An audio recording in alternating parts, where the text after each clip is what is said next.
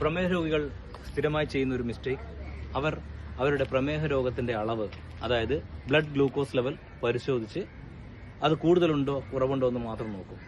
മറ്റുള്ള കോംപ്ലിക്കേഷൻസിനെ കുറിച്ച് യാതൊരു രീതിയിലും ചിന്തിക്കില്ല. നിങ്ങൾ ഇതിലേതാണ്? പൂർണ്ണമായും ഇത് ചിന്തിക്കുന്ന ആളാണോ, അല്ല എങ്കിൽ രക്തത്തിന്റെ അളവിലെ ഷുഗറിനെ മാത്രം നോക്കുന്ന ആളാണോ?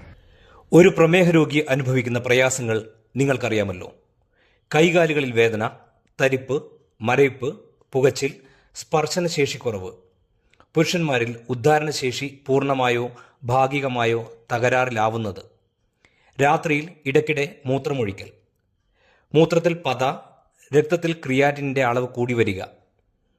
ആൻജിയോപ്ലാസ്റ്റിക്ക് വിധേയമായവരോ ആൻജിയോഗ്രാം ചെയ്തവരോ ഉയർന്ന അളവിൽ മോശം കൊളസ്ട്രോൾ കൂടി വരിക. കരൾ സംബന്ധമായതും ദഹന സംബന്ധമായ പ്രശ്നങ്ങൾ അനുഭവിക്കുന്നവർ, ഉറക്കക്കുറവ്, അമിതമായ ടെൻഷൻ, ദേഷ്യം എന്നിവ അനുഭവിക്കുന്നവരോ ആണെങ്കിൽ ഇൻസുലിനിൽ നിന്ന് മറ്റ് ശക്തമായ മരുന്നുകളുടെ കെട്ടുപാടുകളിൽ നിന്നും മോചനം ആഗ്രഹിക്കുന്നവരാണ് നിങ്ങളെങ്കിൽ താഴെ കാണിച്ചിരിക്കുന്ന നമ്പറിൽ ഇന്ന് തന്നെ ബന്ധപ്പെടുക.